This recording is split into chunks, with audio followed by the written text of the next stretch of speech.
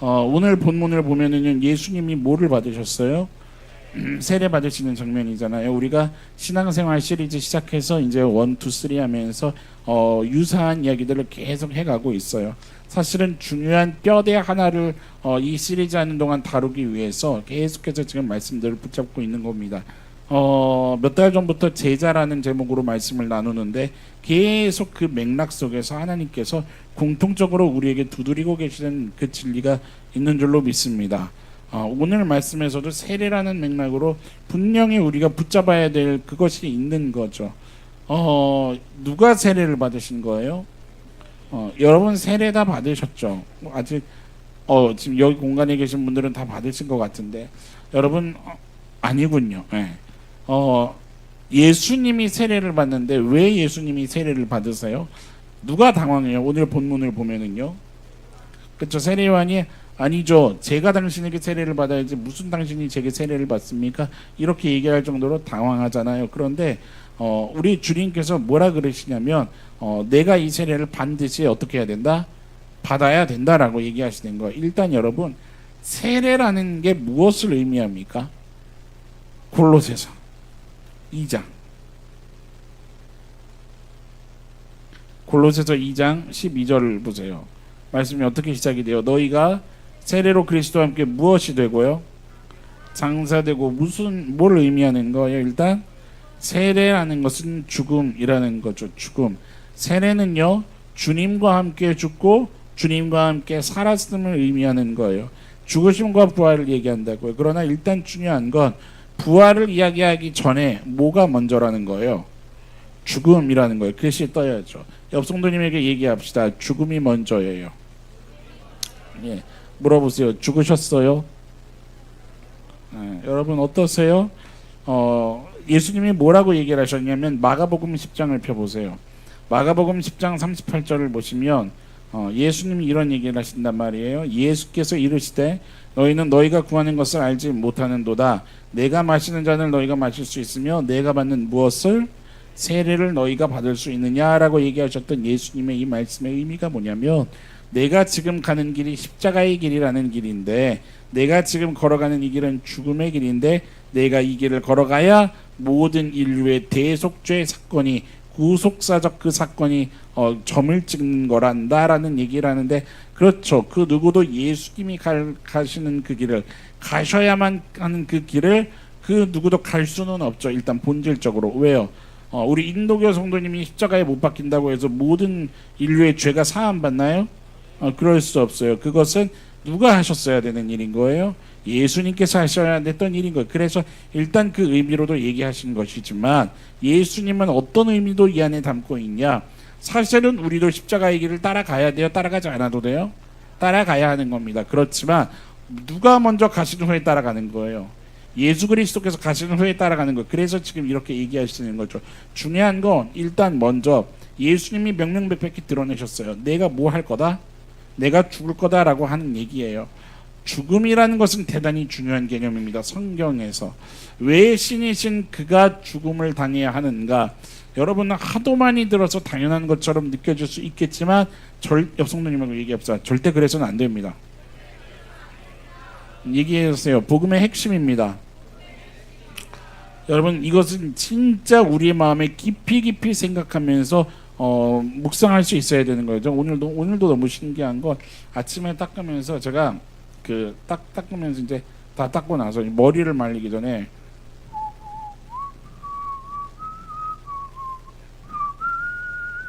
뭐예요?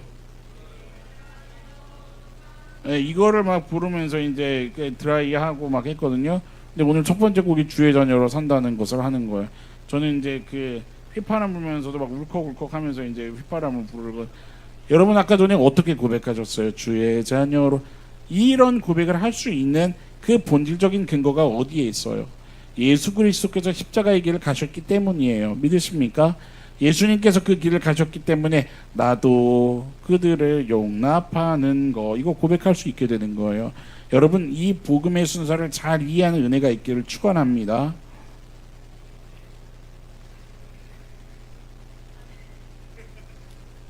예배하고 계시죠? 오늘 본문이 딱 하나의 의도를 갖고 있어요. 옆 성도님한테 얘기합시다. 너도 뭐 해야 된다고 얘기하는 걸까요? 그렇죠. 이런 메시지가 지금 이제 선포가 될 거기 때문에 지금 여러분들 영적으로 KO 당하고 계시는 중 아닌 거죠? 옆 성도님에게 이 진리를 얘기합시다. 우리가 죽어야 됩니다. 그렇죠. 기가 막힌 메시지죠. 왜냐하면 여러분, 너나들이 교회 성도님 한 사람 한 사람이 십자가 앞에서 온전히 죽으면 이 세대 가운데 놀라운 역사가 일어나는 거죠. 이 지역에 놀라운 역사가 일어나겠죠. 여러분, 각 가정마다 역사가 일어나겠죠.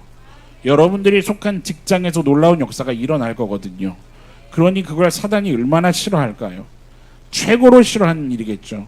왜요? 성경의 역사는 결국 한 알의 밀알이 썩어지는 것에서부터 생명의 열매가 맺어지는 일이기 때문에 내가 한 명 죽어서 100명의 생명이 살아나는 일이라고 한다면 그것은 사단이 제일 싫어하는 일이 되겠죠. 그렇다면 오늘 우리들의 눈과 귀와 마음을 막으려고 사단은 별의별 요소를 다 써서라도 우리를 영적으로 다운시키려 하지 않겠습니까? 옆 성도님에게 얘기합시다. 정신 차립시다. 여기에 져서 되겠습니까? 여러분, 이거에 지는 것처럼 찐따 같은 일은 없는 겁니다. 여기에 지지 마시고 주여 성령 충만케 하셔서 나의 영혼이 주님을 바라보는 예배 될 수 있도록 붙잡아 주옵소서. 여러분들 사모하는 예배가 되기를 축원합니다. 오늘 본문이 얘기하는 의도성이 그거 하나예요. 죽어야 된다는 거예요. 왜 예수님이 죽으셨냐는 거예요. 왜 예수님이 죽으셔야만 했냐는 거예요. 그 초입에 있어서 뭐가 있었냐면 세례가 있었던 거거든요. 왜 예수님이 죽으셔야 했는가? 그래요. 일단 어떤 공식적으로는 생명을 살리셔야 했기 때문에요. 구원의 길을 여셔야 했기 때문에요. 이런 식으로도 얘기할 수 있겠지만은 더 중요한 것이 있죠. 이사야 53장을 펴보세요. 이사야 53장 10절에서 11절 말씀을 보면 이사야 구약성경 이사야 53장 10절에서 11절 찾으셨으면 아멘. 이렇게 말씀이 기록되어 있죠. 여호와께서 그에게 상함을 받게 하시기를 뭐 하셨어요? 원하사요. 질고를 당하게 하셨은즉 그의 영혼을 속건제물로 드리기에 이르면 그가 뭐를 보게 돼요? 씨를 보게 되면 그의 날은 길 것이요 또 그의 손으로 여호와께서 기뻐하시는 뭐를 성취한다고요? 그러면서 이런 선포가 있어요. 11절 같이 읽어봅시다. 그는 자기 영혼의 수고한 것을 보고 만족하게 여길 것이라. 나의 의로운 종이 자기 지식으로 많은 사람을 의롭게 하며, 쉽게 말하면 10절 11절에 하나님이 뭐하고 계시는 거예요? 무슨 계획을 하고 계시는 거예요? 모든 인류를 구원시킬 구원의 계획을 세우고 계신 거예요. 그런데 그 구원의 계획에 누가 들어가 있어요? 누가 들어가 있어요? 그렇죠? 자기의 자녀 예수 그리스도께서 들어가 계시잖아요. 11절에 뭐라고 묘사하고 있어요? 나의 어떤 종이요? 의로운 종이라고 얘기하고 있는 거예요. 쉽게 얘기할게요. 누구의 뜻이 10절 11절에 기록되어 있어요? 하나님의 뜻이 기록되어 있는 거예요. 왜 예수님께서 죽으셔야 했어요? 그것이 하나님의 뜻이기 때문에 그런 거예요. 왜 예수님이 세례 받으셔야 했어요? 그것이 하나님의 뜻이었다라는 거예요. 예수께서 무엇을 위해 이 땅에 오셨습니까? 무엇을 위해서 사역하셨어요? 무엇을 위해서 제자들과 동거동락을 했고 무엇을 위해서 수많은 기적과 이적을 보이셨냐 이 말이에요. 목적과 방향은 단 한 가지예요. 하나님께서 이루실 그 구원의 사건이 누구를 통해서 흘러가야 됐던 거예요? 예수 그리스도를, 뭐 하는 예수 그리스도를 통해서요? 순종하는 예수 그리스도를 통해서 하나님의 구원이 이 땅에 흘러가야만 했어요. 하나님의 뜻이 이 땅에 이루어지기 위해 인간의 모습으로 오셨고 하나님의 뜻이 이 땅에 이루어지기 위해서 십자가의 길을 가셨던 거고 하나님의 뜻이 이 땅에 이루어지기 위해서 가장 치욕스러운 형태의 죽음을 경험하셨던 거예요. 그리고 이 모든 것의 첫 관문에 바로 뭐가 있었던 거예요? 세례를 받으시는 사건이 있었던 거예요. 다른 말로 얘기해서 세례 없는 성육신이라는 것은 존재할 수 있어요? 없다는 거예요. 세례 없이는 십자가 사건도 존재할 수가 없는 거고 세례 없는 인류의 구원이 가능해요? 불가능하다는 거예요. 세례가 없이는 하나님의 뜻이라는 것이 이 땅에 이루어질 수가 없다라는 거예요. 그만큼 세례가 중요하다는 얘기를 성경은 하고 있는 거예요. 그래서 예수님의 사역에 있어서 세례라는 것을 제일 전면에다가 두고 있는 거예요. 다시 얘기하지만 왜요? 세례는 뭘 의미하기 때문이에요? 옆 성도님에게 얘기합시다. 죽어야 됩니다. 뭐를 의미해요? 죽음을 의미해요. 여러분 신앙생활을 제대로 하고 싶으시면 오늘 말씀을 마음에 제대로 이해하고 이것이 지식적으로 남는 것이 아니라 여러분 받아들이기 싫은 부분도 있을 거예요. 옆 성도님에게 얘기해보세요. 다 달가우세요? 싫으실걸요? 여러분을 저주하는 자를 축복하라는 하나님의 말씀에 순종하기 달가우세요? 여러분의 뺨을 때리는 자에게 중보기도를 해줘라는 그 말씀에 순종할 수가 있냐 이 말. 성경은 그렇게 얘기를 하고 있거든요. 그런데 이 모든 것의 시작에 뭐가 있냐면 세례가 있다는 거예요. 여러분 세례 받으셨잖아요. 표면적 세례만 세례가 아니라 이 말이에요. 진짜 세례의 의미를 알고 계시냐 이 말이에요. 예수님께서도 받으신 그 세례가 뭐냐라는 거예요. 그것이 우리 마음에 없이는 신앙생활이다라고 얘기를 할 수 있을까냐는 거예요. 여러분 세례에 대한 것을 우리의 마음에 새기는 은혜가 있기를 원합니다. 지난주도 지지난주에도 계속해서 이 말씀을 찾아봤었지만 펴보세요 한번. 마태복음 16장이죠. 마태복음 16장 24절이 특별히 26년을 지나가고 있는 우리의 심령에 좀 완전히 각인되는 은혜가 있기를 축원합니다. 여러분 신앙생활을 30년, 40년, 50년, 60년 생을 마감할 때까지 이 말씀이 내게 어려운 말씀으로 남는다면 여러분 그건 진짜 좋지 못한 겁니다. 여러분 이 말씀이 우리의 신앙 여정 가운데 할 수만 있다면 속히 소화되고 나의 말씀이 되는 은혜가 있기를 축원합니다. 같이 한번 읽어봅시다. 찾으셨으면 아멘. 24절이죠. 시작. 누구든지 나를 따라오려거든 자기를 부인하고 자기 십자가를 지고 나를 따를 것이니라. 예수님께서 제자들에게 뭐라고 하셨다고요? 누구든지 그 자기 이름을 한번 넣어보시겠어요? 시작. 민망하세요? 이렇게 하셔야죠. 신웅이가 예수님을 따라가려거든. 어려우시죠? 이게 뭐가 어렵습니까? 네. 예수님을 따라가려거든 누가 부인돼야 돼요? 제가 부인돼야 돼요? 가슴 두드리면서 자기 이름을 얘기해 보세요. 아무개가 부인돼야 합니다. 여러분 자기 부인이라는 게 뭐예요? 자기 부인? 나 몰라. 이건 내가 아니요. 그 얘기예요? 아니에요. 자기 부인이라는 게 바로 뭐냐면 죽음을 얘기하는 거예요. 내가 없다는 것을 얘기하는 거예요.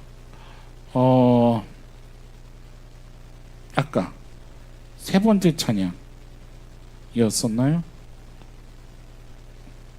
Born Again. 여러분 그 찬양에서 좀 생소하셨나요 혹시? 제 기억에는 수년 전에 청년들이 한번 수련회 갔을 때 이걸 주제곡으로 한번 했었어요. 그죠? 그때. 근데 또 신기한 얘기 해드릴까요? 제가 한 2주째 흥얼거리고 있던 찬양이었거든요 이게. 근데 이걸 오늘 또 고백하더라고요. 내가 너희를 택한 것이 아니요. 아멘? 아니지. 너희가 나를 택한 2단이 될 뻔했네. 내가 너희를 택하여 세웠나니. 아멘. 그래서 오늘 우리가 예배할 수 있는 거잖아요. 주님께서 우리를 부르신 것은 뭐에 근거를 두고 계세요? 십자가 사건에 근거를 두고 계시는 거예요. 죽음에서 생명의 사건이 없었으면 이 개념은 완성될 수가 없는 거예요. 그리고 우리로 하여금 무엇 때문에 부르시는 거냐면 그 생명에 참여하게 하는 것은 무엇의 과정을 우리도 걸어가야 하냐면 그리스도와 함께 십자가에 못 박히는 거예요. 이전 것은 지나가는 일이 생겨야 된다고요. 우리의 인생 가운데에. 옆에 성도님에게 다시 한번 얘기해 보세요. 자기 부인이 되어야 합니다. 십자가를 경험하면 뭐가 고백이 되냐면 정말 그때는 제가 아니었어요. 이 구조 아세요? 이 고백의 구조? 이 고백의 구조를 아시는 분은 아마 이 십자가가 경험돼서 이해가 되는 걸 수 있을 거라고 저는 생각이 돼요. 이게 경험이 되면 이 고백이 되거든요. 진짜 그땐 제 생각도 하고 싶지가 않아요. 다시 돌아가고 싶지가 않아요. 여러분, 이 은혜가 우리 안에서 넘쳐나기를 축원합니다. 철저한 자기 부인. 나는 없고 오직 누가 계신 것이요? 예수 그리스도만이 계신 것. 하나님의 뜻을 이 땅에 이루기 위해서 예수 그리스도께서 그 십자가를 지셨던 것처럼 하나님의 뜻이 이 땅에서 이루어지기 위해 내가 져야 할 십자가를 지는 것, 그것이 예수님이 얘기하셨던 거죠. 제가 얘기했잖아요. 뭐 남편이 십자가가 아니라고요. 개념이 뭐 자식 새끼가 십자가가 아니고 뭐 이 가정이 무슨 십자가, 그런 개념이 아니라고요. 여러분, 십자가를 진다는 거요, 옆 성도님한테 얘기해 보시겠어요? 그거 안 줘도 돼요. 여러분, 사실 살면서 그거 안 줘도 됩니다. 왜 지는 걸까요? 십자가 왜 지는 걸까요? 왜 성경이 자기 십자가라고 얘기하는 걸까요? 그것은 이거예요. 옆 성도님한테 얘기해 드리세요. 당신을 통해야만 흘러갈 하나님의 뜻이 있어요. 그리고 사랑의 눈빛으로 질문해 보세요. 그럼 누가 져야겠어요? 그 맥락인 거예요. 그 맥락. 네. 양말 구석에 처박아 놓는 남편이 십자가가 아니라, 만약에 그렇게 처박아 놨을 때 배경이 하나 이게 만들어지면 십자가가 될 수 있어요. 뭐요? 믿는 나를 핍박하는 남편. 네?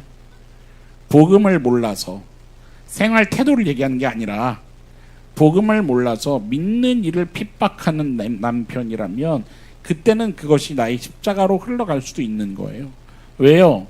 그 남편도 예수 그리스도를 영접해서 구원의 반열에 이르러야 할 거 아니겠어요? 그러면 누가 죽어야 돼요? 이해되세요? 그게 자기 십자가예요. 성경이 얘기해요. 안 줘도 돼요. 그렇지 않아요? 손해보지 않고 나 편하게, 나 감정 안 상하게 내가 원하는 거 하면서, 사고 싶은 거, 먹고 싶은 거, 경험하고 싶은 거 하면서 내 맘대로 살아도 된다 이 말이에요. 그렇지만 누구를 이제 알기 시작한 거예요? 나 때문에 십자가 지신 그 처절하셨던 예수 그리스도의 보혈의 흔적을 내가 안 알게 된 거예요. 어떻게 외면할 수가 있어요?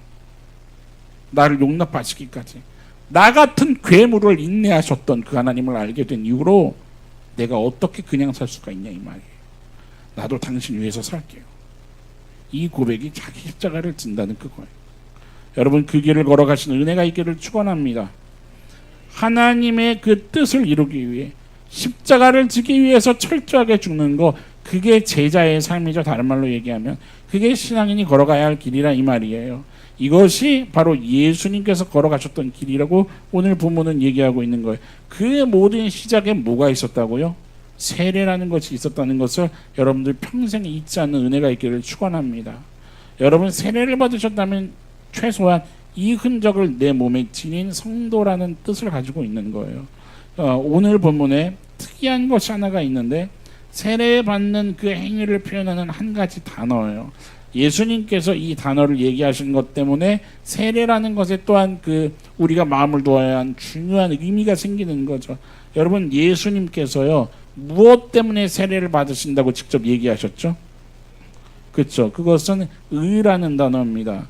내가 이 세례를 받아야 모든 의를 이루는 거다. 마치 이것은 우리가 계속 몇 주 동안 말씀을 나누고 있는, 너희는 먼저 그의 나라와 그의 의를 구하라라고 얘기하셨던 그 맥락하고도 동일한 거죠. 세례받는 것을 모든 의를 이루는 것이라고 예수님이 계속 이어서 얘기하고 계신다는 거예요. 우리가 아까 이사야서에서 말씀을 찾아봤을 때 그 세례받는 예수님을 어떤 종이라고 표현하고 있었어요? 의로운 종이라고 표현했었잖아요. 뭐냐면 성경의 의라는 개념은 대단히 중요한 거예요. 우리가 신앙생활한다, 우리가 예수를 따른다 라고 하면 성경이 얘기하는 의가 무엇인가? 여러분, 이것이 우리의 마음에 새겨진 은혜가 있기를 원합니다. 신앙생활이 무엇인가? 그렇다면 의의 생활이라고도 그 말을 바꿔서 할 수도 있는 거예요. 누가복음 12장을 펴봅시다. 누가복음 12장. 누가복음 12장을 펴보세요.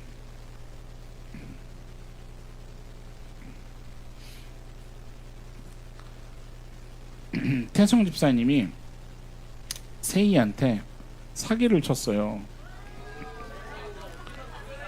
그래서 한 1,000만 원 정도 사기를 친 거죠. 그리고 5년을 잠적을 해버렸어요.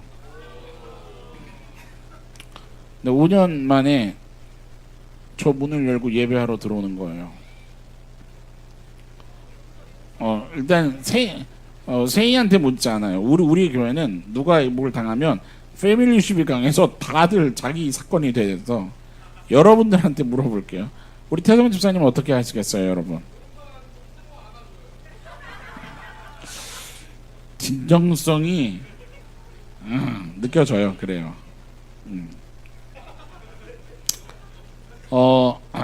옆 성도님 한번 봐보세요. 친한 분끼리 앉으셨죠? 그쵸? 제가 뭐 이렇게 섬기는 자리 때문에 불가피한 성도님들은 제외하고 계속 기도하고 있는 기도 제목 중에 뭐가 있는 줄 아세요? 매주 앉는 자리가 바뀌는 교회가 되게 도와주십시오, 하나님. 뭔지 아세요? 우리는 본능적으로 편한 사람을 찾아가잖아요. 그렇죠? 저도 그래. 집에 있으면 계속 저희 집사람 꽁무니를 따라다녀요. 제가 설거지하는 것도 아닌데 부엌에 가 있고. 맞아요. 저 자랑하는 거예요. 복음만 자랑하라 하셨는데 주님. 무슨 얘기를 하려고 하는 거냐면 우리가 선이 있죠. 선. 옆 성도님에게 좀 얘기합시다. 선 없는 성도가 되기를 소망합시다. 네, 아멘. 우리가 선이라는 걸 만들 때 뭐를 기준으로 많이 만드냐면 나름 내가 생각하는 의의가 있어요. 의의가 있다 이 말이에요. 쉽게 말해서 옳은 것, 그른 것, 합당한 것, 불합리한 것, 효율적인 것, 효율적이지 못한 것. 이것이 다 누가 기준이에요? 내가 기준이 돼서 아주 극도로 열불을 내기도 하고 좋아해 주기도 하고 내 편이 되고 남의 편이 되고 이렇게 우리는 산다 이 말이에요. 누가복음 12장에 예수님이 지금 무슨 얘기를 하시는지 한번 보세요. 같이 한번 읽어봅시다. 12장 1절 시작. 그동안에 무리 수만 명이 모여 서로 밟힐 만큼 되었더니 예수께서 먼저 제자들에게 말씀하여 이르시되 바리새인들의 누룩 곧 외식을 주의하라. 여러분 당시에 이 예수님의 선포가 유대인들이나 바리새인들에게 충격이었을까요? 아니었을까요? 충격이었을 겁니다. 왜냐하면 누가복음 12장 1절의 끝에 뭐를 주의하라? 누룩 곧 외식을 주의하라 얘기하는데 뭐냐면 이거는 예수님이 누가복음을 쫙 읽으면 12장까지 오기까지 계속해서 예수님이 뭘 하시냐면 바리새인들을 아주 직접적으로 계속 마치 공격하는 것처럼 보일 정도로 직격탄을 계속 날리세요. 그런데 여러분 거기에 이제 1절에 이 12장 1절이 아주 딱 점을 찍는 것 같은 이 대목이거든요. 아주 직격탄으로 뭐를 그냥 쉽게 얘기하면 아영아 옆에 소영 선생님 조심해. 같이 있지 마. 이렇게 얘기하는 거예요. 그러면 일단 아무리 소영 선생님이 타락을 하고 아무리 사기꾼이어도 딱 들을 때 기분이 어떻겠어요? 같이 있는데 아따 매너도 없으시네. 아무리 나사렛에서 온 청년이어도 이따위로 얘기하면 안 되지 이것은 라는 생각이 들겠어요 안 들겠어요?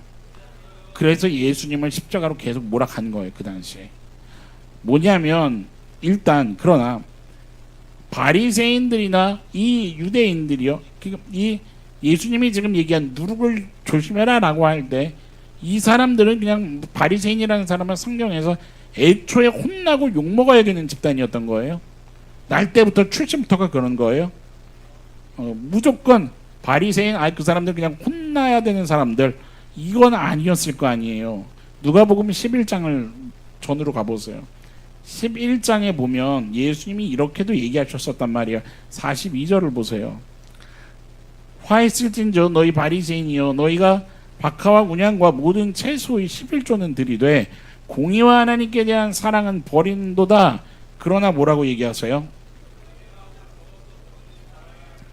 뭐라고 얘기하시는 거예요? 그것도 행해야 돼. 그리고 저거 버리면 안 돼. 이게 무슨 얘기냐면 바리새인들의 그들이 얘기, 그것도 불필요하다, 불필요하지 않다. 불필요하지 않은 게 아니다. 그것도 행해야 된다.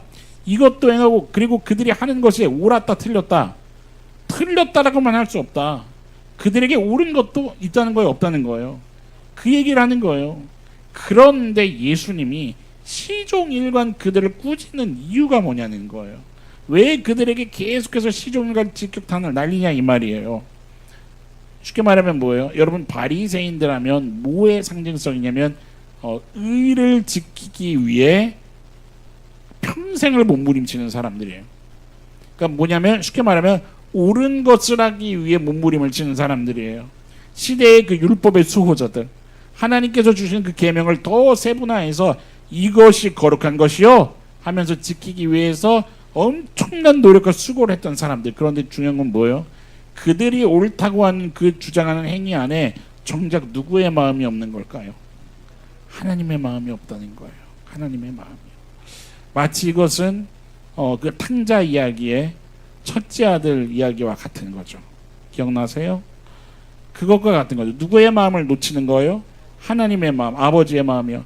하나님의 마음과 뜻을 구하고 하나님을 의식하고 하나님을 두려워하는 것이 아니라 누구와 전혀 상관없이요. 하나님과 전혀 상관없이 자기들의 행위, 자기들이 옳다는 그것을 의로 주장하는 것이 이들이 지른 치명적인 실수였던 거죠. 뭐냐면 하나님과 상관이 없는, 지난주 그 말씀식으로 얘기하자면 뭐라고 예수님한테 와서 얘기해요? 내가 누구의 이름으로 했었다고요? 내가 주의 이름으로 하지 않았습니까? 내가 주의 이름으로 사람도 고쳤고, 내가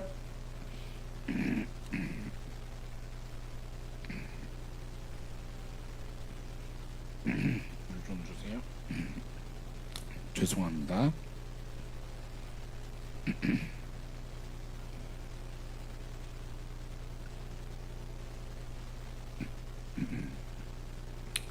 요즘에 목을 계속 써가지고.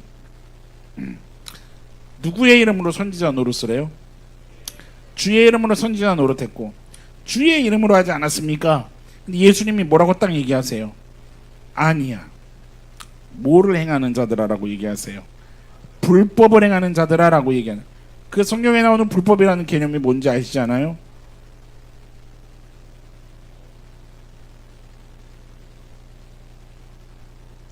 표정을 보면 오늘은 여러분들의 표정을 제가 알 수가 없어요. 눈을 이렇게 감고 설교를 해야 될 것 같아요. 불법을 행하는 자들아, 그러니까 그 원문을 보면 벨리알의 자식들, 그러니까 사단의 자식들이라는 의미를 갖고 있단 말이에요. 기가 막히지 않습니까? 주님의 주여 주여 했었던 그 사람들이 사단의 뜻을 행하는 사람일 수도 있었다는 그 얘기가 충격적이었다는 거예요. 오늘 말씀으로 보면 이렇게 하는 게 맞는 거 아니야? 이게 의인데 이거 옳은 거잖아. 이게 합당한 거잖아. 이게 효율적인 거잖아. 이게 맞는 거잖아.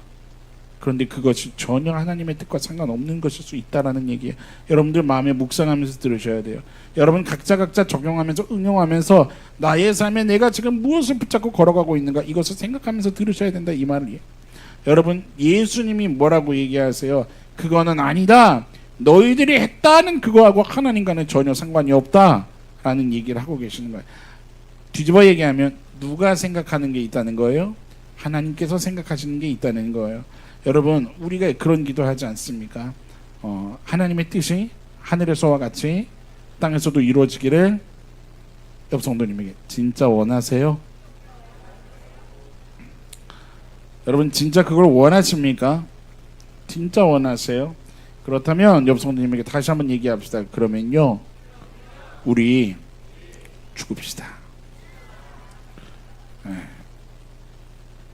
이거 막 그 실제로 초대교회가 그런 오해를 받았는데, 카타콤 공동체 그 지나가다가 밖에서 예수의 살과 피 이거 먹고 마시고 할 때 밖에서 지나면 기독교인들은 식인종인가 봐, 막 이런 그 실제로 기독교 역사에 그런 흔적들이 있어요. 누가 밖에서 들으면 우리 죽읍시다 그러면 뭐 자살 공동체도 아니고. 옆 성도님에게 얘기합시다. 그런 오해를 받을 만큼 영적인 호기심을 불러일으킬 수 있는 믿음의 용사가 됩시다. 아멘. 여러분, 우리가 그걸 해야죠. 여러분, 오늘도 기도하실 때 아버지의 뜻이 하늘에서 같이 땅에서도 이루어지기를 원합니다. 우리가 이 고백을 했는데 이게 무슨 의미냐면, 하나님이 품으시는 그 생각이요, 하나님 품고 계신 그 마음 말입니다. 이 땅에서 저의 선택과 저의 행위를 통해서 반드시 담아내 보겠습니다. 이 의지의 고백인 거예요. 무슨 말인지 이해되세요? 오늘 나의 선택이 아버지의 뜻을 흐르게 한다고요. 믿으십니까? 오늘 나의 행동이 아버지의 뜻을 흐르게 한다, 이 말이에요.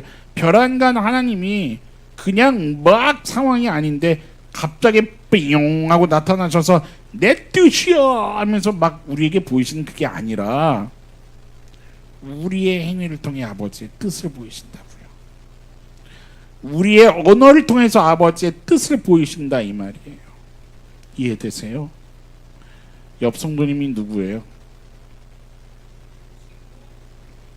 옆 성도님이 작은 예수님이신 겁니다. 이게 무슨 뜻인지 이해되십니까? 그래서 바리새인들, 유대인들은요, 예수님이 세례받으시는 모습을 보면 충격에 빠질 수밖에 없었던 거예요.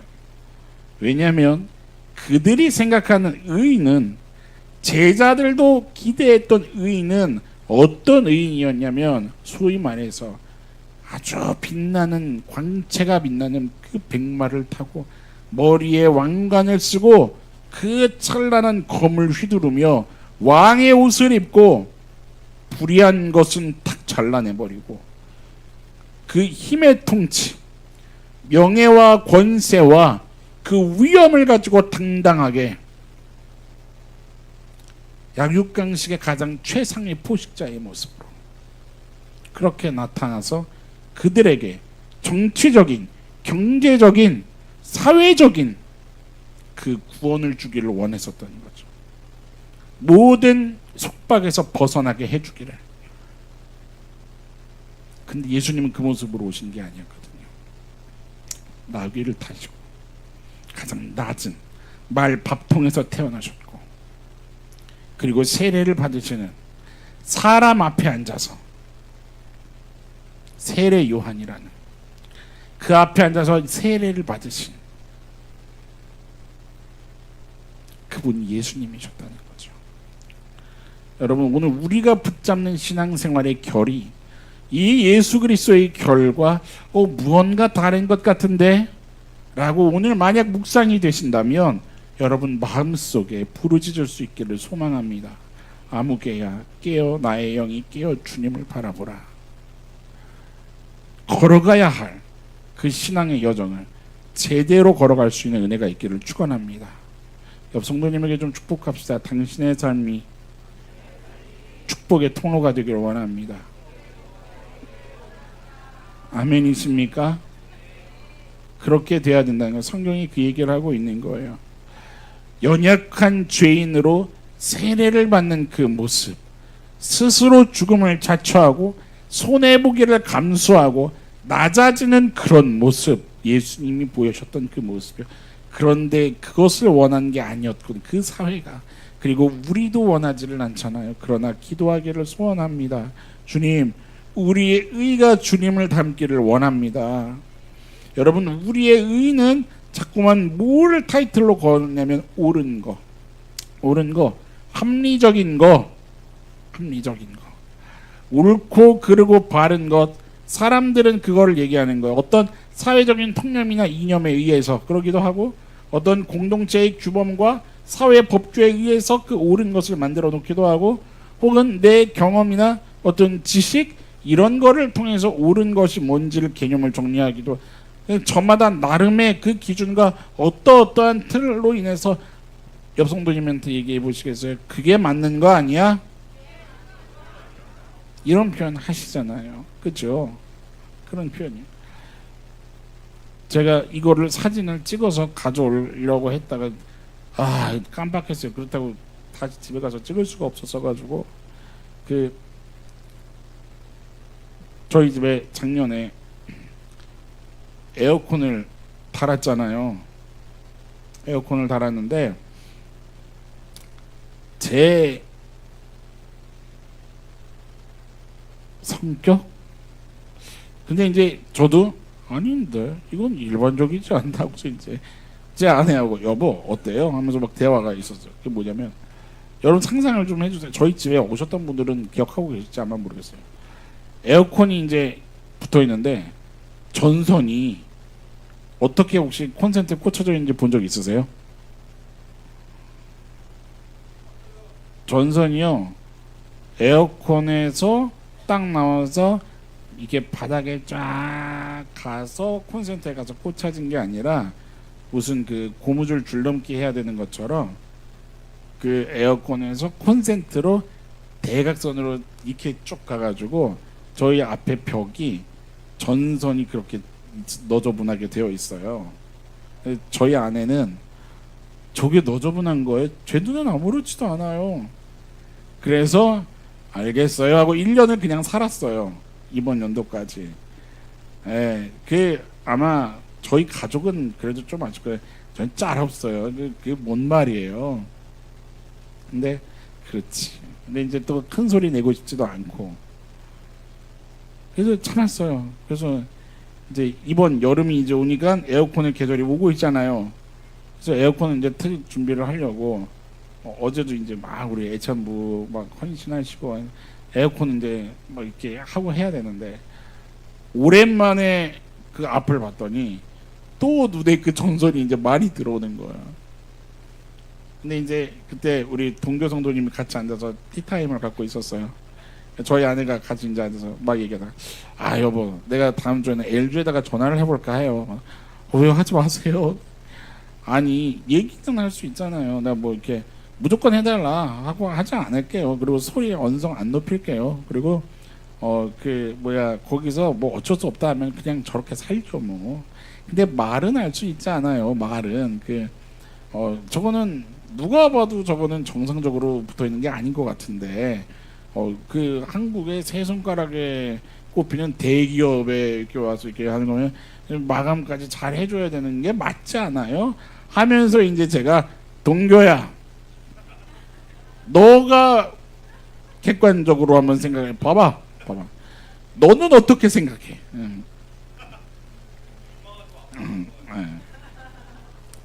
이미 그때 제 마음에 뭐를 결정내 버린 거예요. 그렇죠? 저렇게 해서는 안 되지 하고 제가 말을 그렇게 뱉어놓고 그날부터 계속 머릿속에 세례. 예, 물론 세상에서 소리를 내지 말고 살라는 뜻이 아닙니다.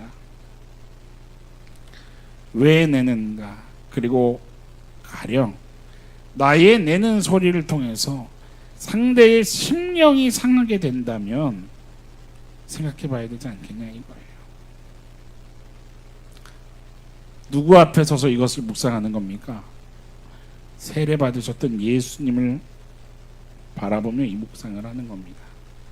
내게 권한과 권리와 주장할 것이 있어도 내가 주의 생명을 향한 그 눈물의 사랑, 십자가의 사랑이라는 그 뜻을 흐르게 하는 그 작은 통로로 내가 오늘 이 땅에서 살아간다고 한다면 언제 나라는 통로를 통해서 무슨 일을 행하실지 모르는 우리는 그 인생 속에 있지 않냐 이 말이에요. 여러분 당장 잠시 후에 어떤 일이 일어날지 어떻게 알아요? 내가 내 권리를 주장하느라, 그렇지 않아요? 사람은 권리를 주장할 때 자기도 모르게 목에 핏대가 서고요, 이마가 우락부락해지거든요. 아시죠? 땀도 나요. 경험해 보셨죠? 뭐 주장할 때 이게 그런데 말이죠. 뭐 이렇게 안 해요. 그렇지 않습니까? 더더군다나 누가 그러더라고요. 한국 사회는 큰 소리를 내야 이긴대요. 근데 저도 조금 경험하고 살아보니까 그 말이 또 맞더라고요. 이 세상이 힘의 논리로 돌아가요. 그냥 네네 하면은 계속 당하더라고요. 그런데 그래서 그거 당하고 싶지 않아서 손해 안 봐야 되니까 그렇지 않습니까? 근데 그 사람이 다음 주에 저기 새 가족으로 들어온다고 생각해 보세요. 무슨 말하는 건지 이해돼서 극단적인 예일 수 있겠지만 언제 하나님이 나란 존재를 생명의 작은 통로로 어떻게 쓰실지 누가 아냐 이 말이에요. 누가복음 12장에서 그렇게 얘기하는 거예요. 5절 말씀을 봐보세요. 마땅히 두려워할 자를 내가 너희에게 보내리니 곧 죽인 후에 또한 지옥에 던져넣는 권세 있는 누구를 두려워하라? 그를 두려워하라. 내가 참으로 너희에게 이르노니 누구를 두려워하라? 두 번 강조해서 똑같이 얘기하고 계시는 거예요. 누구를 두려워하라고요? 그를 두려워하라는 거예요. 뭐냐면 내 권한, 내 권리, 내 판단 이것이 옳은가, 이거 이렇지 않은가, 이거 하기 이전에 물론 그런 모든 것이 다 틀렸다는 얘기는 아니지만 내가 무언가 소리를 내려 할 때 이것에 앞서서 생각해야 될 게 있다라는 거예요. 누구를 두려워하고요? 그를 두려워하라는 거예요. 누구를 의식하라는 거예요? 하나님을 의식하라는 거예요. 하나님의 마음은 무엇을 향할지, 하나님의 뜻을 이루기 위해 예수님이 어떤 싸움을 하셨었는지, 예수님은 어떤 것을 선택하셨었는지 그것을 선택하라는 거예요. 그래서 오늘 내 마음에 이 묵상이 돼야 되는 거예요. 5번 슬라이드 보여주세요. 같이 읽어봅시다. 시작.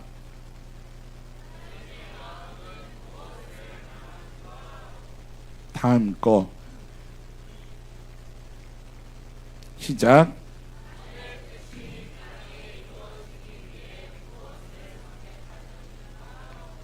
무엇을 선택하셨습니까?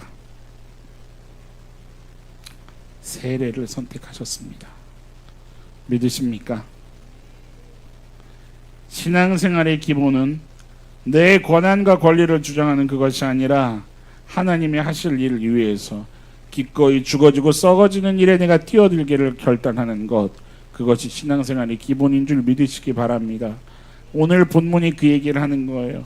우리가 성도 아니냐는 거예요. 어떤 시대와 상황의 기준보다도 가장 명확한 예수 그리스도의 의라는 기준을 따라야 되지 않겠냐, 이 얘기를 하고 계신다는 겁니다. 여러분, 세월이 가고요, 시대가 바뀌어도 변하지 않는 의가 있습니다. 그것이 뭡니까? 그것이 예수 그리스도의 십자가 사랑입니다. 신뢰하십니까? 우리가 지난주 봤던 말씀이지만 빌립보서 2장이 그래서 그렇게 얘기를 하고 있는 거예요. 너희 안에 이 마음을 품으라는 거예요. 누구의 마음입니까? 곧 그리스도 예수의 마음 아니냐는 거예요. 왜요? 그 마음이 어떤 마음이셨어요? 근본 하나님의 본체셨지만 그 동등됨을 취할 것으로 여기셨어요? 그렇지 않았어요. 오히려 다 마음을 비워서 모든 것을 다 내려놓고 사람들과 같이 되셨어요. 사람의 모양으로 나타났다는 게 어떤 의미를 가진 건지 아시지 않습니까? 가장 치욕스러운 죄인의 모습을 갖춘 것이 사람의 형태였다는 거예요. 그렇게 해서 그렇게 복종하기까지 죽으심의 선택을 하셨던 예수 그리스도 너희 안에 이 마음을 품으라라고 성경이 얘기하고 있다는 거예요. 여러분, 그 의가 십자가 사랑인 줄 믿으시기 바랍니다. 사실요, 하나님에게 권한이 있죠. 어떤 권한이 있습니까? 죄인된 그 인간을 율법에 따라서 어떻게 하실 수 있어요? 그렇죠. 죽음이라는 형벌로 처벌하실 수가 있죠. 그것을 가지고 계심에도 불구하고 오히려 죄인과 동등됨을 여기셨죠. 죄인과. 그래서 뭐가 되어주셨냐면, 옆 성도님에게 고백합시다. 죄인의 친구가 되어주셨죠. 네, 죄인의 친구가 되어주셨습니다. 그래서 성경이 그것을 의라고 얘기하고 있는 거예요. 요한복음 12장 24절을 보면 이런 말씀이 있어요. 내가 진실로 진실로 너희에게 이르노니 한 알이 미리 땅에 떨어져 죽지 아니하면 하나 그대로 있고 죽으면 어떻게 돼요? 많은 열매를 맺는다는 거예요. 25절 보세요. 누가 자기 생명을 잃어버릴 거예요? 자기 생명을 자랑하는 자요. 여기서 자기의 생명을 자랑한다라는 것은 무슨 의미냐면 자기를 주장하는 거, 내 권리, 내 고집을 부리는 것을 얘기하는 거예요. 그런데 반대로 뭐를 미워하는 자가 영생을 보전한대요. 자기의 생명을 미워하는, 여기서 말하는 자기 생명을 미워한다라는 것이 곧 마태복음 16장에서 등장했었던 자기 부인의 개념을 얘기하는 거예요. 예수께서, 예수님조차도 자기를 부인하고 죄인의 친구가 되어주셨던 것, 여러분 그것을 따르는 게 누군 줄 아세요? 옆 성도님에게 알려드리세요. 이 놀라운 소식을. 그게 너나들이에요. 너니 내니 허물없이 이름을 서로 너니 내니 하고 부를 수 있는 그 사이에 순우리말이 너나들이에요. 근데 너무 복음과 일맥상통하지 않아요? 버릇없고 버르장머리의 행동, 버릇 없이 행동하는 그걸 얘기하는 게 아니라 너니 내니 친구로 인생을 걸어갈 수 있는 관계, 하나님의 친구가 되어서, 여러분 이것이 은혜인 것을 믿으십니까? 원래는 뭔데요? 다시는 너희를 종이라 하지 않고, 뭐의 종이요? 죄의 종이 아닌 하나님의 친구가 되어 걸어가게 하신, 우리가 정말 그 친구라면 여러분 선 없는 존재해야 되는 줄 믿으시기 바랍니다. 선이 없어야죠. 누구를 만나도 선이 없어야죠. 옆 성도님을 봐도 선이 없어야 하고, 뒤에 성도님을 봐도 선이 없어야 하고, 저 문을 열고 누가 들어와도 선이 없어야죠. 그게 성도입니다. 이단이 회심을 하고 들어와도 선이 없어야 하고요. 동성애자가 회심을 하고 들어와도, 아니 회심을 하지 못했어도 저 문에 서면 우리에겐 선이 없어야죠. 무슨 대상인데요? 전부가 다 하나님의 자녀인데 내 성격과 맞지 않고 내 그것과 어울리지 않아도 주님께서 선이 없으셨다. 내 생명을 버리기까지 따라갈 수 있는 존재여야죠. 옆 성도님에게 고백하세요. 그런 당신을 통해서 생명의 일이 일어납니다. 여러분 왜 신앙생활에서 문제가 일어납니까? 왜 신앙생활의 성장과 성숙이 잘 경험되지 않습니까? 그 중심에 보면 내가 내 권리와 권한을 주장하고 고집하고 있는 그것이 드러나게 되는 거예요. 자기 부인이 없는, 세례가 없는, 다 성도의 명패를 달고 있으면서도 세례가 없는 성도로 살아간다 이 말이에요. 저를 다 포함해서, 저를 포함해서요, 우리 모두가 좀 다 성경적 진리에 따라 세례를 받은 사람들 아닙니까? 그렇다면 예수님께서 하나님의 뜻을 이루기 위해 하나님 앞에 그렇게 하셔야만 했던 것처럼 우리도 우리들의 삶 속에서 그 세례의 정신이, 신앙생활의 이 기본이 온전하게 흘러들어갈 수 있기를 몸부림칠 수 있는 저와 여러분들이 될 수 있기를 간절히 축원합니다. 옆 성도님에게 좀 고백합시다. 우리가 낮아지는 것보다, 죽어지는 것보다 옳은 것이 없습니다. 맞다고 인정되십니까? 우리가 죽어야 됩니다. 우리가 낮아져야 됩니다. 아니 어떻게 그럴 수가 있어요? 안 돼요. 이것만큼 말도 안, 무슨 소리를 하시는 거예요 지금? 그거 억울하지 않아요? 그거는 불합리하지 않아요? 그렇게 하면 지금까지 내가 3년, 5년, 10년 수고했던 그것이 다 무효가 되는데, 그것이 다 아무것도 없었던 일처럼 되어버릴 수가 있는데, 내가 해온 게 있는데 그동안 성도님에게 다시 한번 고백해 보세요. 사랑하는 성도님, 자신에게도 고백해 보세요. 하나님이 아십니다. 믿으십니까? 왕이신 하나님께서 나를 아시는 것, 그거 하나만으로도 오늘 내 믿음이 이것이 전부라고 고백할 수 있는 복된 여정을 걸어갈 수 있기를 축원합니다. 신앙생활은 나를 채우고 나의 계획을 주장하고 내 상황을 해명하고 보상받고 증명받는 그 싸움이 아니라 주와 함께 죽고 주와 함께 일으킴을 받는 그것이 신앙인 줄 믿으시기 바랍니다. 목사님, 그러면 전 어디서 위로받습니까? 이 얘기를 합니다. 어디서 받을까요? 어디서 받아야 될까요? 오늘 본문이 그 얘기를 하는 걸로 마치는 거예요. 16절 17절이 이런 고백을 하죠. 예수께서 세례를 받으시고 곧 물에서 올라올 때 어디가 열렸다고 성경이 기록해요? 하늘이 열려요. 하늘이 열리고 성령이 비둘기같이 내려 자기 위에 임하시더니 어떤 음성이 들려요? 이는 한번 따라해 보시겠어요? 자기 이름을 넣어서 아무개야, 따라해 보세요. 아무개야, 너는 사랑하는 내 아들이다. 사랑하는 내 딸이다. 아멘이세요? 여러분, 오늘 이 음성 안에 거하십니까? 이 음성 안에 거하고 계십니까? 하늘에 넘치는 위로와 하늘에 넘치는 축복과 그 안위하심과 그냥 너는 무조건 죽어져야 돼, 너는 무조건 썩어져야 돼, 절벽으로 내모시는 그 하나님이 아니라 아무개야, 너가 내 자녀 아니냐, 내가 너의 아버지 아니냐, 내가 세상을 창조한 존재 아니냐, 너에게는 내가 있지 않냐, 나의 모든 것이 너의 것이 아니냐,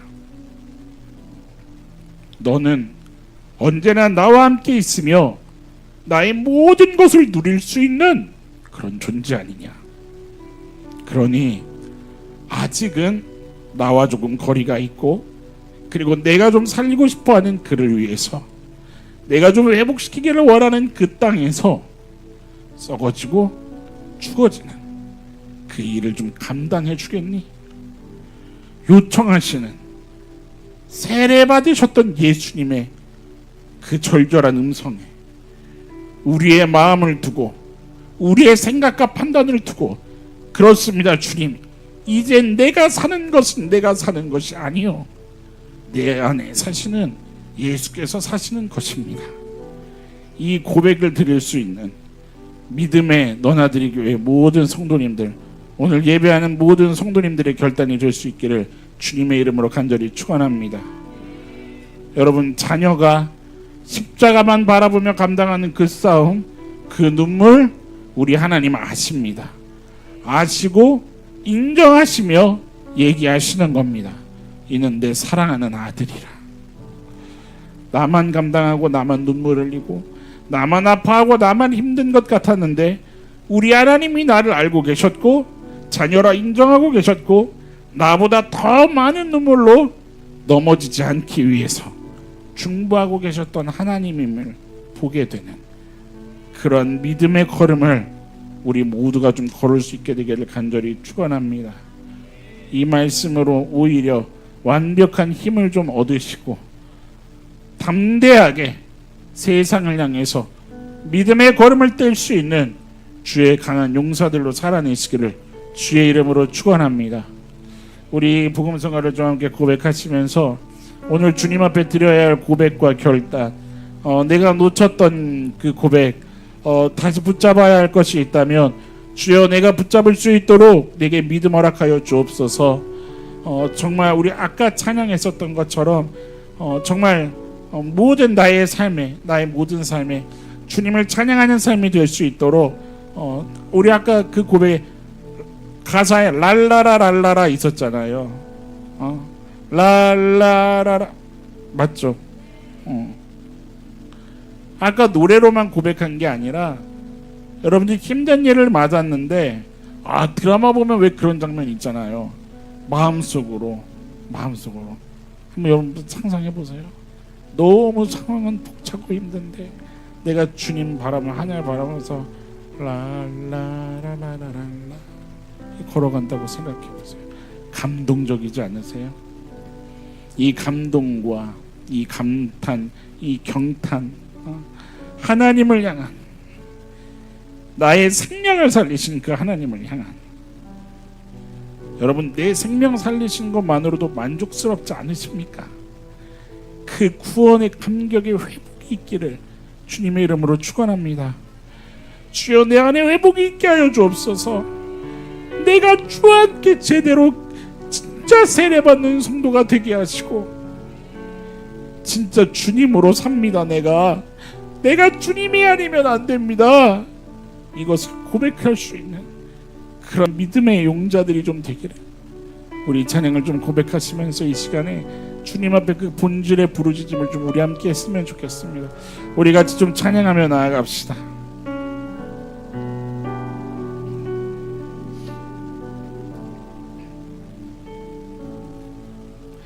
이제는 내가 없고 오직 예수님만 내 안에 살아계신 오직 예수님만 찬양하며 살리라. 아멘. 예배하며 살리라. 내 안에 계시는 오직 예수님만. 이제는 내가 없고 이제는 내가 없고 오직 예수님만 내 안에 살아계신 오직 예수님만 찬양하며 살리라. 예배하며 살리라. 내 안에 계시는 오직 예수님만. 고백합시다. 주님은 나의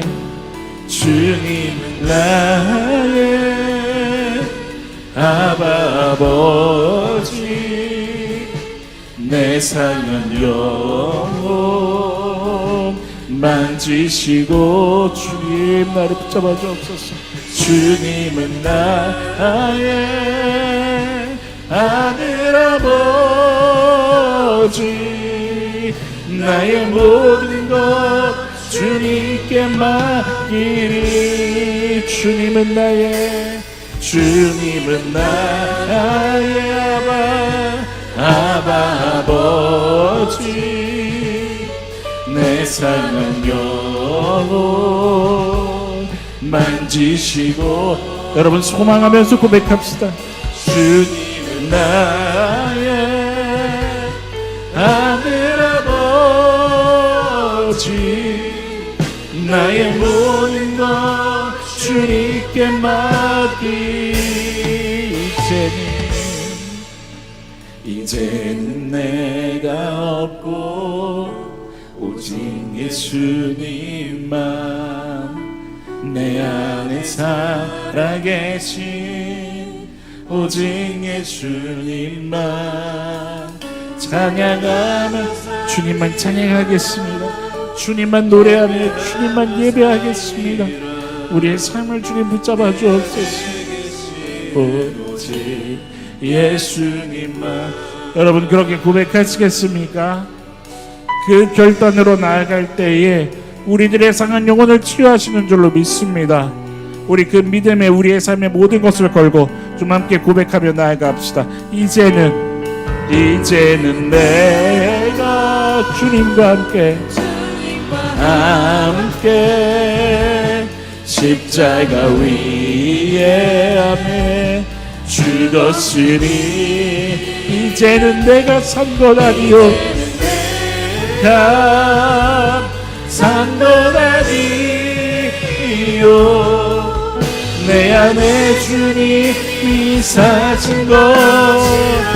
이제는 내가 주님과 함께 내가 주님과 함께 십자가 위에 죽었으니 죽었으니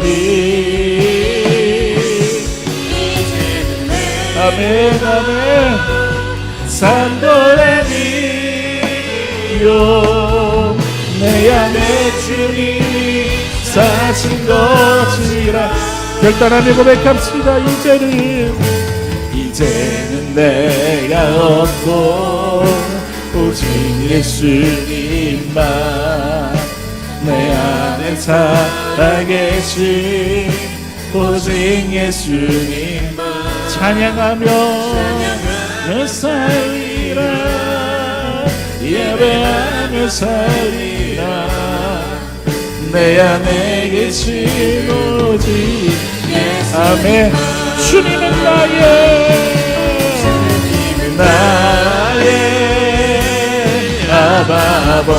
아버지 내 사랑 영원로 만지시고 주님은 나의 아들 아버지 나의 모든 것 주님께 맡기리 이제는 내가 주님과 함께 십자가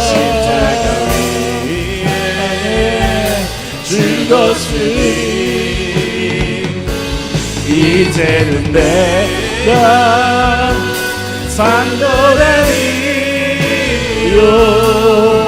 내 안에 주님이 사신 것이라 이제는 내가 없고 오직 예수 그렇게 결단하시겠습니까? 우리 결단하시는 소도리들은 우리 두 손 들고 믿음으로 고백하며 나아갑시다. 아멘. 우리 가슴에 손들어 또 고백합시다. 아멘 아멘. 예배하며 살리라 우리 한 번 더 고백합시다. 이제는 내가 없고 이제는 내가 없고 오직 예수님만 내 안에 살아계신 오직 예수님만 찬양하며 살리라 예배하며 살리라 내 안에 계시는 오직 예수님 찬양하며 살리라 찬양하며 살리라 예배하며 살리라 내 안에 계시는 그렇게 하시겠습니까? 찬양하며 살리라 고백합시다. 찬양하며 주님 내가 어떠한 상황에서도 주님의 마음을 품기를 원합니다. 예배하며 살겠습니다. 오직 내 안에 주님이 계십니다. 주님만 찬양하겠습니다. 찬양하며 살리라 찬양하며 살리라 예배하며 살리라 내 안에 계시는 오직 예수님만 우리 함께 이것을 결단하시면서 주여 한번 부르짖고 기도하며 나가도록 합시다. 기도합시다.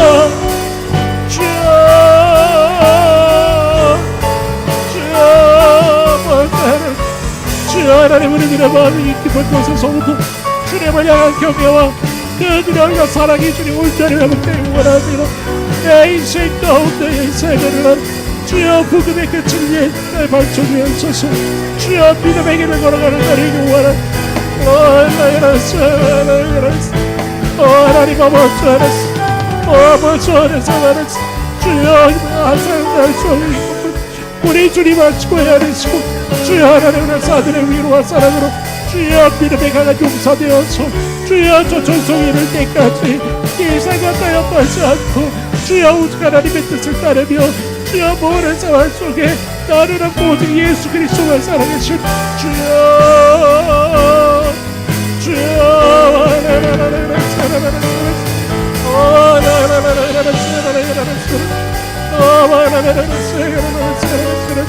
주여 이 모든 머리 위에 주여 주시고 주여 하나님 너는 내 아들이라 주여 나의 사랑하는 자녀라고 말씀하시는 주여 나의 딸이라 주여 사랑하는 나의 자녀라고 고백하시는 하나님 마음에서 주여 우리의 심령이 위로원 아버지같이 일어나서 주여 십자가의 원근에 일어나서 성령 하나님 알았어 주여 성령 하나님 알았어 주여 충만케 하여 주옵소서 아버지의 구원의 역사를 주여 하나님 알았어 주여 하나님 알았어 주여 감사합니다 우리의 담비를 내리시면 성령의 담비를 부어 주여 새 생명 부어서 주여 하나님 알았어 주여 하나님 알았어 시대가의 시간 나무하겠지 주여 시원의 주택 말씀을 맺은 주여 하나님 강기 바울 십자가에 주여 하나님 알았어 주여 오늘 저희가 생명 나무를 말씀하시고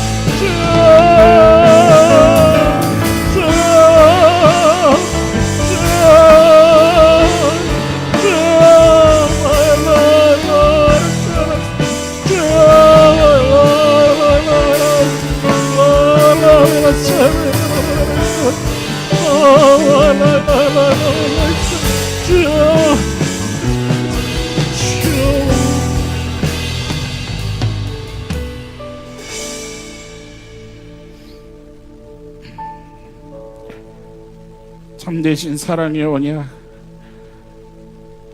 도저히 그 언약을 어길 수 없어 모든 저주를 가져가시기까지 우리를 포기하지 않으시는 주님을 찬양합니다. 갈급한 우리의 심령 위에 성령을 부어 주옵소서. 오늘의 흡족한 은혜를 주실 줄 믿습니다. 그러나 주여 그 은혜를 사모하지 않고 말씀이 들리지 않는 심령 주님 붙잡아 주옵소서. 끝까지 포기치 말아 주시고 철 따라 우로를 내리심과 같이 하나님의 열심으로 주님 이곳에 주의 성령을 허락하여 주옵소서. 우리의 심령각 영혼을 주님 만져주셔서 주여 십자가 그 그리스도 보혈 앞에서 온전히 회복되는 은혜가 경험되게 하여 주옵소서. 나를 용납하시고 사랑하시고 인내하시는 긍휼의 풍성하신 하나님 앞에 이제는 내가 없고 오직 예수님만 계신다고 고백할 수 있는 믿음의 주의 자녀들이 일어나는 일들이 있기를 원합니다. 주여 이 본질의 회복을 허락하여 주옵소서. 우리의 시선이 무엇을 바라며 무엇을 원하고 있는지요 오직 영원한 하늘을 향하며 저 천성을 향하여 다른 박질할 수 있는 믿음의 경주되게 하여 주옵소서. 우리의 심령을 붙잡아 주시고 도와주셔서 악한 세대 가운데 주님 우리를 구별하기 위하여서 불러주셨는데 주여 친구로 불러주신 하나님의 축복과 그 사랑을 온전히 누리는 우리 너나들이 교회 모든 성도님들 되게 하여 주옵소서. 아버지의 뜻이 하늘에서와 같이 이 땅에 이르는 데에 있어서 주여 우리를 동역자로 부르셨는데 우리들의 영의 눈이 열리기를 원합니다. 우리들의 믿음이 주님을 향해 고백할 수 있는 그 성장이 있기를 원합니다. 주여 도와주시고 붙잡아 주셔서 주는 주의 일을 허락하사 주의 부흥을 수일 내에 허락하여 주옵소서. 하나님 주의 얼굴을 구하며 나아가는 주의 백성들을 기억하여 주시고 머리부터 발끝까지 하나님 영육간에 전인격적으로 온전한 회복을 경험하며 평생에 하나님을 예배하는 예배자로 주님께서 찾으시는 그 믿음의 한 사람으로 설 수 있는 은혜를 허락하여 주옵소서. 주님께서 믿음이 어디 있느냐라고 말씀하실 때 주여 우리 교회를 보옵소서. 나의 영혼을 봐주옵소서. 이 세대 가운데 주님을 예배하는 용사들이 있습니다 고백할 수 있는 우리들의 귀한 발걸음 되기를 원합니다. 기꺼이 세례받으셨던 주님의 본을 따르는 너나들이 교회 되게 하여 주옵소서. 주님의 본을 따르는 우원을 함께하는 모든 예배자들의 믿음 되게 하여 주옵소서. 합력하여 손을 이루시리라 말씀하셨사오니 주여 인생의 모든 순간들을 통하여서 넉넉하게 일하실 하나님 기대하며 나아가는 오늘의 예배를 기뻐 받아주시고 이 믿음의 고백이 담겼사오니 주여 주의 영광을 우리 가운데 드러내 주옵소서. 하늘의 영광으로 덮어주시고 일상으로 돌아갔을 때에 아버지와 함께 동행하는 그 기쁨이 있게 하여 주옵소서. 주님께서 우리의 편이 되어주신 것처럼 나도 주님의 편에 서서 걸어가는 성숙한 믿음의 결단이 있게 하여 주옵소서. 이 고백으로 나아가오니 시시때때로 주의 성령님 우리를 감동시켜 주시고 우리를 이끌어 주셔서 순종하며 복종하며 걸어가는 열매 있는 나무들로 살아가게 하여 주옵소서. 모든 결단을 주님께 드립니다. 주님 흠양하여 주시고 그 위에 하나님의 열심으로 더 큰 일을 행하여 주옵소서. 모든 영광 주께 드리기를 원하오며 오늘도 우리의 예배의 주인 되어 주시고 인생의 주인 되어 주시는 살아계신 우리 주 예수님의 이름으로 감사하며 기도드립니다. 아멘.